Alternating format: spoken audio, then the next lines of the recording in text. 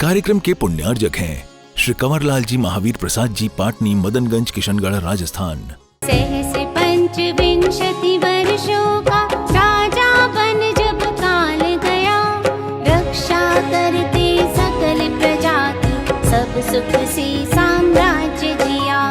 राज्य पट जो दिया पिता ने, उसके सुख को भोग लिया। चक्रवर्तियों में फिर पंचम, चक्रेश्वर बन राज्य किया, चक्रेश्वर बन राज्य किया। सिद्धिभ्यः ॐ नमः सिद्धिभ्यः ॐ नमः सिद्धिभ्यः। श्री शांतिनाथ पद पंकज चंचरीका, देवानराः समभवन गणना व्यपेता। एकोऽस्मितेषु मतिशक्तिविहीनतोऽपि, भक्त्या प्रकर्षमुपयामि च तत्प्रभावात्। और इस तरह की भावनाएं लोग करते हैं, तभी वह चातुर्मास में आनंद पाते हैं। और इस तरह के आनंद लोगों ने पहले भी लिए हैं, आज भी ले रहे हैं। और इस तरह की भावनाएं जब आपके अंदर आती हैं तो आप समझना यही है साधु समाधि भावना। इस भावना का लेवल कुछ भी हो सकता है। आप उनको भी याद करेंगे कुछ दिनों के बाद में, जब एक बहुत बड़े विशाल संघ पर, अकंपन आचार्य के विशाल संघ पर एक आपत्ति आई थी, और उस आपत्ति को दूर करने के लिए एक मुनिराज सामने आए थे, और उन्होंने उस आपत्ति को दूर किया था। वह विष्णु कुमार मुनिराज किस भावना से, देखो अंतर समझ में आएगा आपको। वह साधु समाधि भावना है, और इसी के बाद में एक और भावना है वैयावृत्ति की भावना, वैयावृत्तिकरण भावना, वो अलग है। वैयावृत्ति का मतलब है कि आप उनकी सेवा करें, या उनके लिए किसी भी तरह के रोग आदि हो गए हो, अस्वस्थता हो गई हो, तो उसको दूर करने के लिए आप उनके लिए तत्पर हो। उनके रत्नत्रय में कोई बाधा आ रही हो तो आप उसको दूर करें। इस तरह की सेवा करने का नाम वैयावृत्ति कहलाता है। और जब कोई आपत्ति किसी देश काल की परिस्थिति को लेकर के आ जाती हो, राजाओं के माध्यम से या किसी और प्रकार के जो धर्म के विद्वेषी लोग होते हैं, इनके माध्यम से जब कोई आपत्तियां आ जाती हैं, तो उन आपत्तियों को दूर करने का नाम साधु समाधि भावना समझना चाहिए। भगवान शांतिनाथ के जीव ने भी ये भावना की, और जब वह विष्णु कुमार मुनि ने उन अकंपन आचार्य के संग का उपसर्ग दूर किया, तो वह उपसर्ग दूर होने का नाम वही हम बहुत बड़ी साधु समाधि भावना समझते हैं। जो उन्होंने ये सोचा कि इतना बड़ा विशाल आचार्य का संग अगर किसी प्रकार के उपद्रव के अधीन हो गया है, तो उसको दूर करना ये सबसे पहले हमारा कर्तव्य है। यह कर्तव्य का नाम, इस प्रकार के विचार का नाम सबसे बड़ी साधु समाधि भावना है। और जब वह उपद्रव दूर हो जाता है, फिर जब श्रावक लोग आते हैं और तरह तरह से फिर सेवा करते हैं, उपचार करते हैं, जिनके नाक में कान में धुएं आदि भर जाते हैं, उन सब के लिए वह तरह तरह से उपचार करते हैं। और फिर जब अपने घरों में जाकर के वह, जिन्हें पता था कि जिनके गले बिल्कुल रुंध गए हैं, तो ऐसी बिल्कुल मुलायम मुलायम सिमैया की खीर बना करके उनकी पारणा कराते हैं। ये उन श्रावकों के द्वारा की जाने वाली वैयावृत्ति कहलाती है। समझ में आ रहा है? एक साधु समाधि भावना और एक वैयावृत्तिकरण भावना। इस तरह की भावनाएं, ये दोनों भावनाएं जैन दर्शन के अंदर कोई भी श्रावक हो या श्रमण हो जो भाता है, उसके जीवन में इस तरह के पुण्यबंध होते हैं कि वह आने वाले समय में निर्विघ्न रूप से धर्म की प्रभावना करता है और उत्कृष्ट साधु बनकर के वह अपने जीवन में उत्कृष्ट कार्य किया करता है। इस तरह की सहनन शक्तियाँ मन की, वचन की, काय की उसे प्राप्त होती हैं और इस तरह की भावनाओं के बल से उसके अंदर ये अनेक तरह के पुण्य संचित होते हैं। वर्तमान में जब हम देखते हैं तो इस तरह की साधु समाधि भावना का दृश्य हमें तब देखने को मिलता है जब एक बार कुंडलपुर में बड़े बाबा का विस्थापन हो रहा था और उस दृश्य के लिए पूरा देश उस पर निगाह लगाए हुए था। आचार्य महाराज के निकट में सब मुनि महाराज उस समय पर रहते हैं, हम भी रहते हैं और आचार्य महाराज को बड़ी निकटता से देखते हैं। कभी कभी उनके अंदर भी हमने चिंता को भी देखा उस समय पर। जब वह माहौल बना और वो माहौल एकदम से विपरीत माहौल बना और उस विपरीत माहौल में रातों रात ये देखने को मिला कि पूरी की पूरी कुंडलपुर की पहाड़ियां जैन श्रावकों से भर गई हैं। तब सुबह होने के बाद में आचार्य महाराज के पास में बैठा था तो आचार्य महाराज को जब ये लोगों ने आकर के बताया, वहां के लोगों ने, कि महाराज पूरी की पूरी तलहटी में पहाड़ियों पे कहीं पैर रखने को जगह नहीं है, पूरा का पूरा कुंडलपुर आसपास की समाज के लोगों के माध्यम से ऐसे भर गया है कि लोगों ने, अपनी माओं ने उन बेटों को ऐसे विदा किया है जैसे वो कहीं शहीद होने जा रहे हो कि जाओ धर्म की रक्षा करके आओ। और आचार्य महाराज के चेहरे पर जब उस समय पर प्रसन्नता देखी, तब एक प्रसंगवश ऐसा भाव आ गया, मुंह से ऐसा कहने में आया हमारे। हमने कहा, आचार्य श्री, ऐसे कार्य समय समय पर 4-6 साल में एक आध बार होते रहने चाहिए ताकि ये समाज जागृत रहेगी। तो आचार्य महाराज उस समय पर हंसने लग गए और उनकी वो हंसी को देख करके सारा संघ हंसने लग गया कि देखो आचार्य महाराज इस प्रसंग में भी खुश हो गए, यानी अब यह काम पूरे ढंग से, अच्छे ढंग से होगा। और आचार्य महाराज तो कहते ही रहते थे, बड़े बाबा देखना फूल की तरह अपने आसन से उठ करके दूसरे आसन पर विराजमान होंगे। इस तरह का उनका विश्वास भी देखा और उस विश्वास के साथ साथ जब लोगों की भक्ति देखी तो यह भक्ति ही साधु समाधि भावना के अंतर्गत आती है। पूरी समाज आसपास की, चाहे वो जबलपुर की हो, चाहे पनागर की भी होगी, सब होंगे, सब जगह के लोग थे, दमोह के, अलग अलग जगहों के, सब जगह के आसपास के लोग थे, दूर दूर के, और चारों तरफ ऐसा पैक था वो वातावरण कि उस समय पर देख करके लगा कि वास्तव में ऐसा जैन श्रावकों के माध्यम से जब इस तरह से गुरुओं के प्रति, धर्म आयतनों के प्रति ऐसी श्रद्धा होगी तो वहां पर कोई भी शासन प्रशासन वहां कुछ नहीं कर सकता, क्योंकि श्रद्धा पहली चीज है, शासन प्रशासन दूसरी चीज है। भावना पहली चीज है, कानून और न्याय सब बाद की बातें हैं। और ये देखने को मिला कि सारे कानून, सारे न्याय जो भले ही विपरीतता से उस समय पर चल रहे थे, अब धीरे धीरे सब एकदम से वह अपनी विपरीतता छोड़ करके अब वह अपने न्याय मार्ग पर आ रहे हैं और वो समझ रहे हैं कि ये जो कार्य हुआ वो बहुत अद्भुत कार्य हुआ। और इस कार्य की जो पहल हुई उस समय पर जो भावना सब लोगों में बनी, मैं समझता हूं वो साधु समाधि भावना ही थी जो वहां पर लोगों को इतना एकत्रित कर दी। क्या कहलाती है ये भावना? समझ में आ रहा है? इसका ये व्यापक रूप है। ये साधु समाधि भावना मुनि, आर्यिका, श्रावक, श्राविका, चतुर्विध संघ की रक्षा करने की भावना के साथ चलता है।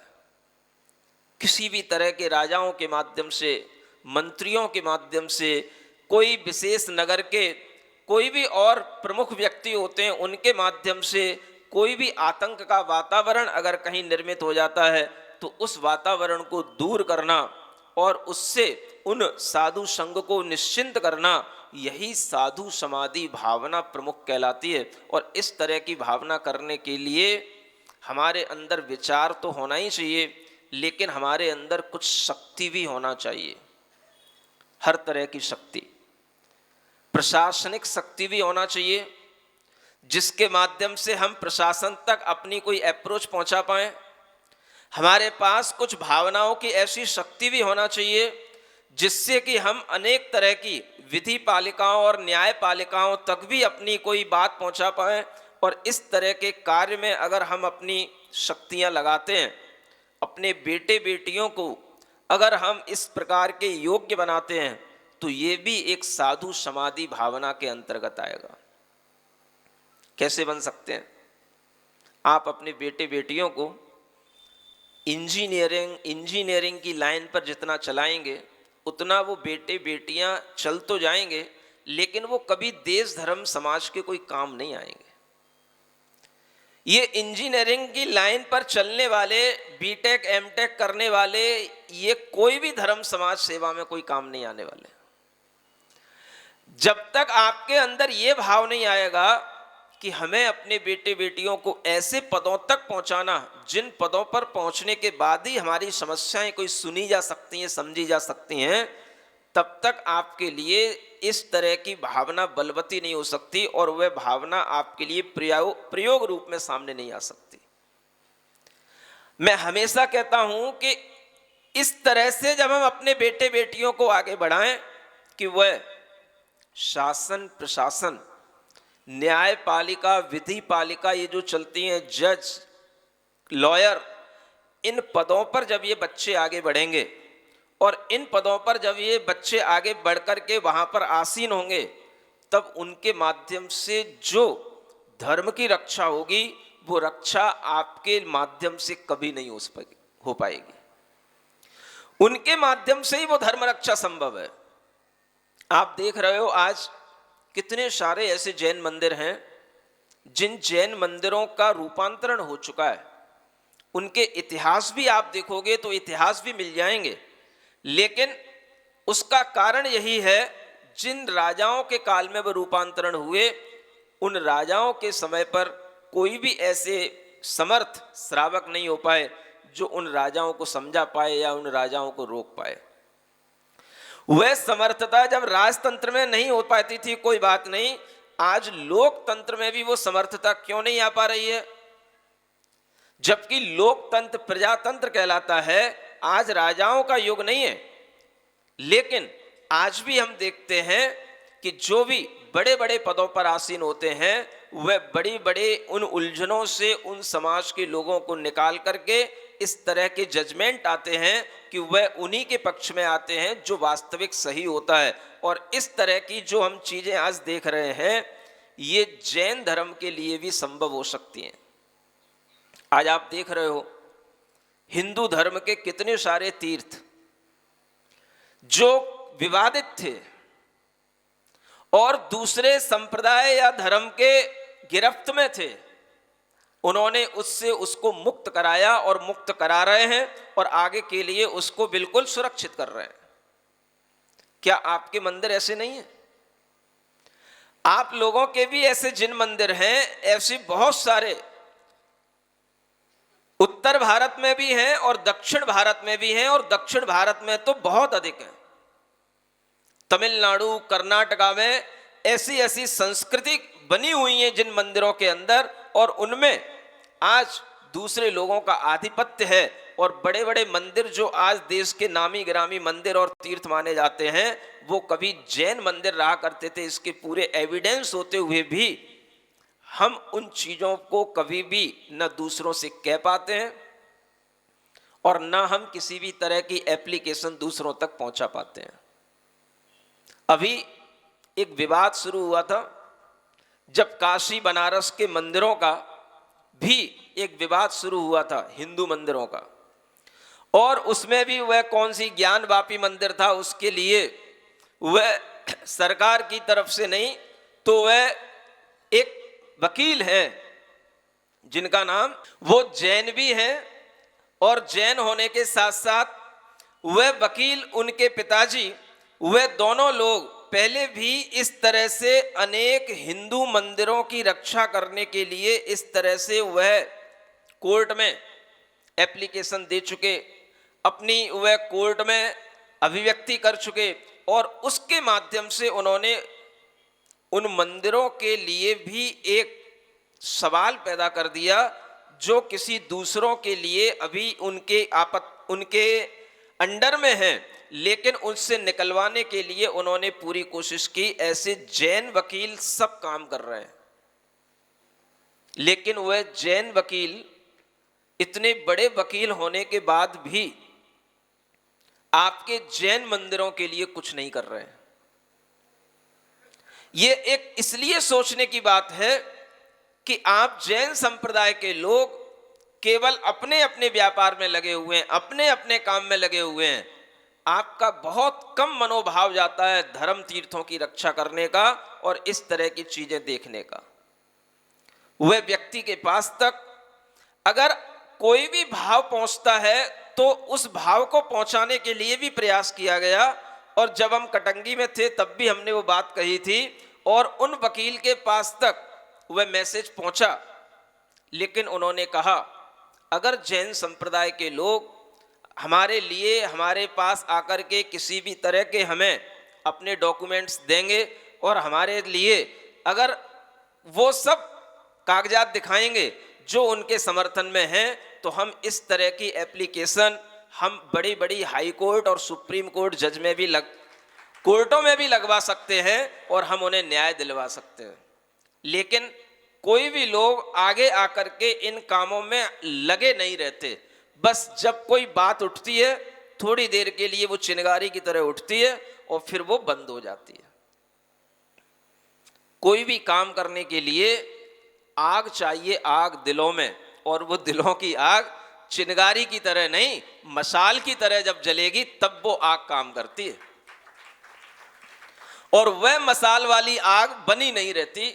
उस आग को बनाए रखने के लिए जो कोई भी धर्म का व्यक्ति सामने आएगा, जो कोई भी बड़े लोग सामने आएंगे, उनके माध्यम से जब ये काम आगे बढ़ेंगे तो आज भी उन तीर्थों की रक्षा हो सकती है जिन तीर्थों पर अनेक तरह की आपत्तियां चल रही हैं, चाहे वो सम्य शिखर हो, चाहे वो गिरनार जी हो, या दक्षिण भारत के भी और अनेक तीर्थ हैं जिनके लिए हम इस तरह से कोई भी सुविधाजनक तरीके से सुरक्षा उत्पन्न कर सकते हैं, लेकिन हमारे दिमाग में वह काम होना चाहिए जो हम कर पाएं। इसलिए कहता हूं, अगर बच्चे पढ़ लिख करके ऐसे बड़े बड़े पदों पर पहुंचेंगे तो वो कुछ बड़े बड़े काम कर पाएंगे, करवा सकेंगे।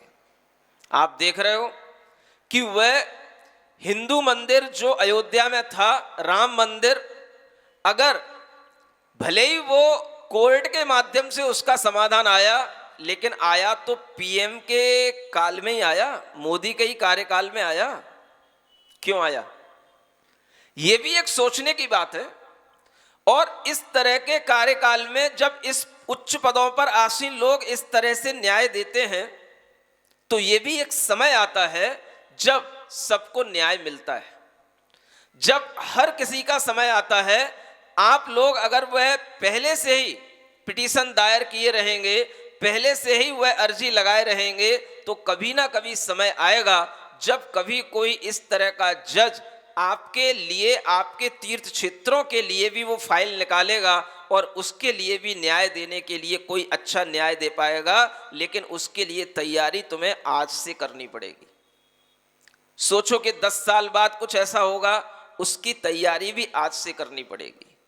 भावनाएं आज की जाती हैं, फल कई दिनों के बाद, कई वर्षों के बाद, और कभी कभी तो भवों के बाद भी उन भावनाओं का फल मिलता है। ये भावनाएं की जा रही हैं। साधु समाधि भावना में आपके अंदर साधु की समाधि की भावना का मतलब साधु संग की समाधि की भावना, मतलब साधु की निश्चिंतता की भावना। साधु अगर किसी तरह की चिंता अभिव्यक्त कर रहा है तो उस चिंता का समाधान करना भी साधु समाधि भावना है।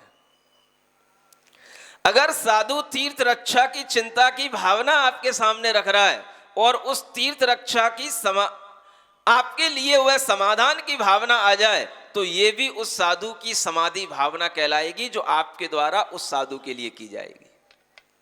ऐसी भावनाएं आप अपने कार्यों से करना सीख सकते हैं और अपनी भावनाओं को और बलवती बनाने के लिए आप अपने बच्चों को इस तरह की लाइन में भेजने की कोशिश करें जिनमें वह बड़े बड़े जज बनते हैं, सिविल जज बनते हैं, हाई कोर्ट के जज बनते हैं, लॉयर अच्छे अच्छे पदों पर प्रतिष्ठित होते हैं और बड़े बड़े यूपीएससी जैसे एग्जाम देकर के वह बड़े बड़े कलेक्टर आदि बनते हैं। इस तरह के पदों पर पहुंचे हुए बच्चे ही कुछ धर्म की रक्षा करने के काम आ सकते हैं, अन्यथा आपके इंजीनियर बने हुए बच्चे पुणे बेंगलोर में तो अपनी जिंदगी गुजार सकते हैं, लेकिन वह किसी की जिंदगी की कोई रक्षा करने के काम में कभी नहीं आ सकते। बुरा मत मानना, बहुत सारे लोग बीटेक एमटेक किए हुए होते हैं, लेकिन आज भी अगर वह अपने आप को संभालें तो अपनी पीढ़ियों को संभाल सकते हैं और ये समझ सकते हैं कि आज की परिस्थिति में समाज की, देश की रक्षा करने के लिए, धर्म की रक्षा करने के लिए हमें क्या करना चाहिए। क्योंकि वही पढ़े लिखे लोग एक उम्र के बाद जब हमारे पास आते हैं तो कहते हैं महाराज जैन धर्म के इस ह्रास को कैसे रोका जाए। अब हमसे पूछते हैं जैन धर्म के ह्रास को कैसे रोका जाए। ह्रास तो आप लोगों के माध्यम से ही हो रहा है। अगर उस ह्रास को रोकना चाहते हैं, उस कमी को रोकना चाहते हैं तो हम आज भी सावधान हों और अपने बेटे बेटियों को ऐसी पढ़ाई पढ़ाएं, ऐसा उन्हें हम जॉब कराएं जो उनके लिए आगे चलकर के समाज के, धर्म के किसी ना किसी काम में आए। चाहे वो किसी भी तरह की शिक्षा के माध्यम से काम में आए, लेकिन वह आना चाहिए धर्म के काम में। अगर हम ऐसा भाव रखेंगे तो ऐसी बहुत सी शिक्षा की लाइनें हैं जिन पर आज कोई नहीं चलता है, ये सोच करके कि ये लाइनों पर तो कोई होता ही नहीं, कुछ काम ही नहीं होता या इनमें जॉब नहीं होता, ऐसा सोच करके उन लाइनों पर कोई नहीं चलता। उन लाइनों पर अगर आप चलेंगे तो उस पर भी जॉब मिलेगी, उस पर भी काम मिलेगा और काम के साथ साथ धर्म का आपके लिए सुरक्षा का एक बहुत बड़ा प्रावधान भी मिलेगा। इस तरह के काम अगर आप लोग करेंगे तो आज भी आप जैन धर्म की रक्षा कर पाएंगे, जैन धर्म के ह्रास को रोक पाएंगे। यह भावना करने से होगा। आज भावना करें, आज विचार करें, आपके अंदर ये चीजें कल उभरेंगी, महीनों भर बाद उभरेंगी, साल भर बाद उभरेंगी, क्योंकि ये भावनाएं बताती हैं पूरा जीवन जीने के बाद, अगले भव में देव पर्याय के बाद में जब वह जीव फिर से मनुष्य बनेगा तब जाकर के ये आज की भावनाएं काम आएंगी। आप इतनी जल्दी रिजल्ट की चिंता क्यों करते हैं? हमें अच्छी भावनाएं, अच्छे विचार, अच्छे कामों में अपने आप को लगाए रखना चाहिए और इस तरह के विचार अगर हम बनाए रखेंगे तो हमारे लिए ये साधु समाधि भावना और वैयावृत्तिकरण भावना, ये साधु से रिलेटेड भावनाएं हैं। ये भावनाएं आपके लिए बहुत बड़ा पुण्य देने वाली हैं, आपको भी संसार से मुक्त करेंगी और आपके साथ साथ अनेक अन्य भव्य जीवों को भी संसार से मुक्त करेंगी। ऐसी इन भावनाओं के माध्यम से जब हम आगे बढ़ेंगे तभी आने वाली आगे की भावनाएं, जो भक्ति की भावनाएं हैं, वो सार्थक हो पाएंगी। अभी तो ये भावनाएं चल रही हैं, कितनी हो गई हैं? 8 हो गई, 8 भावनाएं हो गई हैं, 8 भावनाएं और बची हैं। कितने दिन लगेंगे? अगर आपको गर्भ कल्याणक का कोई समय निश्चित नहीं हुआ हो तो जीव को भावनाएं भाने दो। जब वह देव बन जाएगा, उसकी आयु पूरी हो जाएगी तो अपने आप वो गर्भ में आ जाएगा। आपको चिंता क्यों पड़ी है? हमें तो भावनाएं इस तरह से भांटते रहना है कि वो भावनाएं बलवती होती चली जाएं और उन भावनाओं का महत्व समझें। साधु समाधि के साथ साथ वैयावृत्तिकरण की भावना भी अपने आप में बहुत बड़ी भावना है और वह वैयावृत्ति जो आपको ऐसी याद रहे, जब कभी हमने किसी साधु के लिए कष्ट में देखा हो और उस समय पर कोई भी वैयावृत्ति करने वाला ना हो, हमने वह वैयावृत्ति की हो, उस समय की वैयावृत्ति आपकी सबसे बड़ी वैयावृत्ति। नहीं समझ आ रहा है?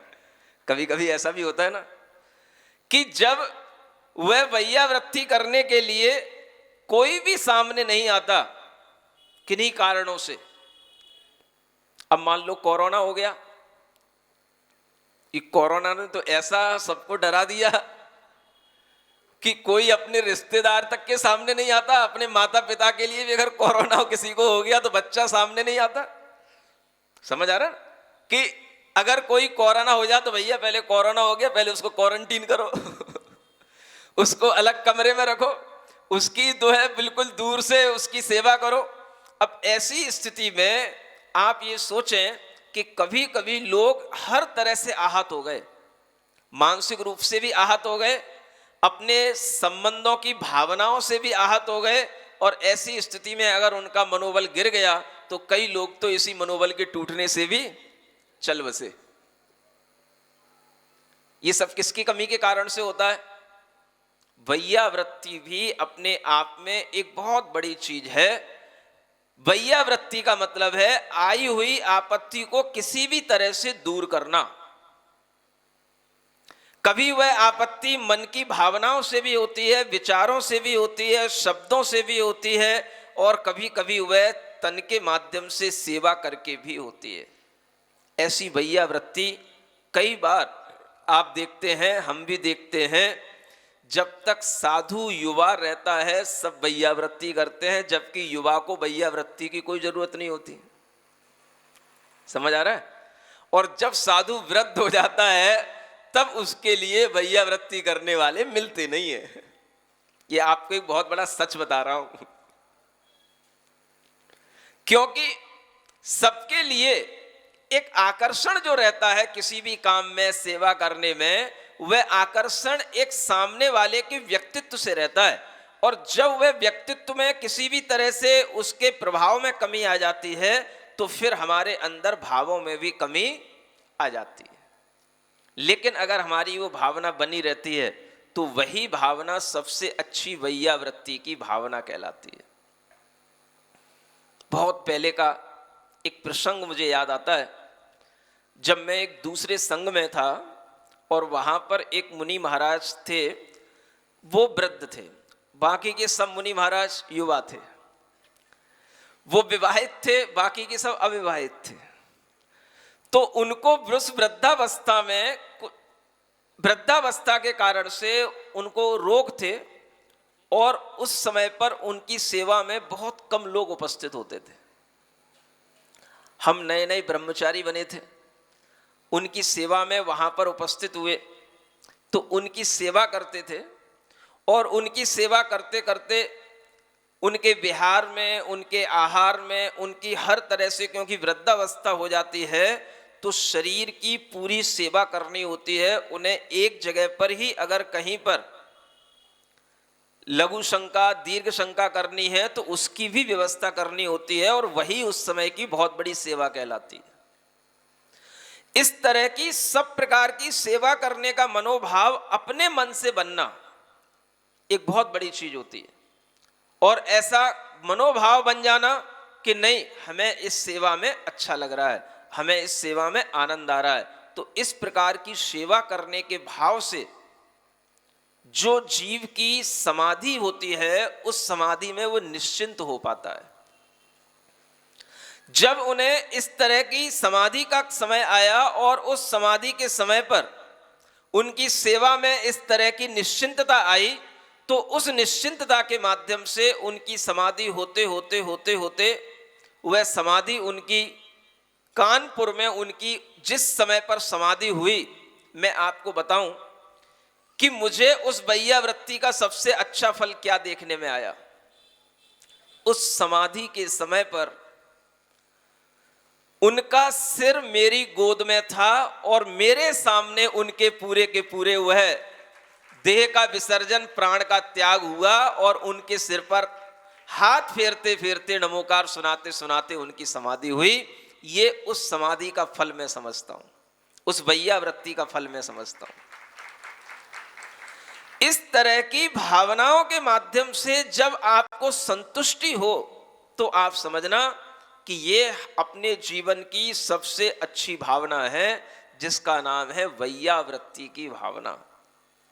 और ये भावना बहुत जरूरी है आज के समय में।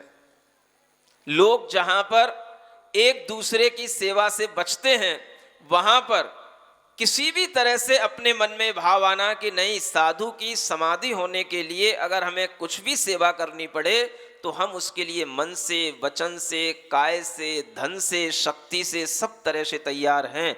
इस तरह की भावना का नाम ही वैयावृत्तिकरण की भावना कहलाती है। तो ये दोनों भावनाएं आपस में मेलजोल खाती हैं, लेकिन दोनों अलग अलग हैं। शक्ति तस त्याग और तपसी की तरह इन्हें दोनों को जोड़ करके नहीं रखा गया। ये दोनों अलग अलग भावनाएं हैं। साधु समाधि की भावना करने की एक क्षमता अलग लोगों में होती है और वैयावृत्ति करने की क्षमता अलग लोगों में होती है। वैयावृत्ति करने वाले लोग वैयावृत्ति कर सकते हैं, जरूरी नहीं कि वो साधु समाधि भावना में भी अपने आप को निष्णात कर पाएं। तो मुझे लगता है कि इस तरह से दोनों भावनाओं को ध्यान में रख करके आचार्यों ने 16 भावनाओं में इन दोनों भावनाओं को बड़े अच्छे ढंग से समायोजित किया है। और आप लोगों ने भी हो सकता है बहुत अच्छे ढंग से सुना हो। सुना है? अच्छे ढंग से समझ में आया है? बोल तो दिया करो, क्योंकि मैंने एक बार एक बात सुनी थी। किसी ने एक प्रश्न पूछा, महाराज सत्य में और भ्रम में क्या अंतर होता है? क्या पूछा? तो लोग कहने लगे सत्य सत्य होता है, भ्रम भ्रम होता है। समझ आ रहा है? लेकिन उसी समय पर किसी एक समझदार श्रावक ने कहा, महाराज सत्य ये है कि आप जब प्रवचन करते हैं तो आप समझते हैं सबको समझ में आ रहा है, और भ्रम ये है कि किसी को समझ में नहीं आता है लेकिन फिर भी वो कहते हैं मुझे समझ में। ऐसा तो नहीं है? समझ में आ रहा है? तो हम क्या समझे, कोई हम भ्रम में तो नहीं है, सत्य ही समझे। तो ये सत्य समझ करके ही आप लोगों के लिए ये भावनाएं प्रेषित की जा रही हैं। और जो भी भावनाएं बची हुई हैं वो भी आगे जल्दी पूर्ण करने की कोशिश करूंगा। आप ऐसा कुछ गणित मत लगाना कि एक दिन में 2 तो बची हुई 8 कितने दिन में होंगी। ऐसा कोई गणित मत लगाना, क्योंकि सारे गणित के सॉल्यूशन अपने हाथ में है। कौन सी भावनाएं कब पूरा करना है वो हो जाएंगी। आप लोग निश्चिंत रहें और भगवान के आगे आने वाले गर्भ आदि के प्रसंग हैं उनमें अच्छे मनोभाव से अपना उत्साह बना करके रखें। बोलिए शांतिनाथ भगवान की जय। सिरिजिणवाणी जग कल्याणी जग जन मदतम मोहरी जनमण हारी गढ़हर हारी जम जरा भव रोग हरि तिथ्य राणम दिव्य झुणिम जो पड़ई सुणई मय्ये धारई राणम सौख मणंतम धर्य सासद मोक्ष पदम पावई सासद मोक्ष पदम पावई। इस कार्यक्रम के पुण्यार्जक थे श्री कंवरलाल जी महावीर प्रसाद जी, पाटनी, मदनगंज, किशनगढ़, राजस्थान।